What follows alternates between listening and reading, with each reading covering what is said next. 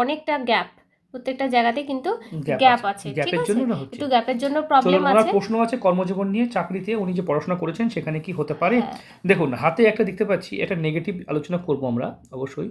মৎস্য চিহ্ন দেখুন এই নিচের দিকে, নিচের দিকে নেমে নিচের দিকে গেছে। মানে জীবন যেন ডিমোটিভেটের দিকে চলে যাচ্ছে। আপনি পড়াশোনা করেছেন, আপনার নার্সিং নিয়ে পড়াশোনা করেছেন, সেখান থেকে আপনি কেরিয়ার বানাতে পারছেন কিনা, আপনার মেডিকেল প্রফেশনটা কেমন হতে পারে। দেখুন স্বতন্ত্র একটা শনির আড়াআড়ি রেখা আপনার হাতে কিন্তু চলে এসেছে, এটা কিন্তু সব কাজে বাধা পড়ছে, বাধা। এই প্রতিকারটা আপনাকে মাস্ট বি করতেই অবশ্যই। হবে। তবে আপনি একটু নাম পান না, জানেন তো, আপনি মানুষের জন্য করেন, নিরোগী হাতের কালারটা একটু কালচে, কালচে কাজ করি। জায়গায় জায়গায় কালচে, কাজ করে আপনি নাম পান না, মানে আপনি কাজ করে, যথেষ্ট ভালো, যথেষ্ট ভালো ভালো। মনের, কিন্তু আপনি যেভাবে কাজ করছেন সেভাবে সেভাবে কিন্তু প্রশংসিত আপনার হয়, ফিল্ডে, সেই ফিল্ডে কিন্তু আপনি সেভাবে নাম করতে নাম করতে পারছেন যশ না। করতে পারছেন না।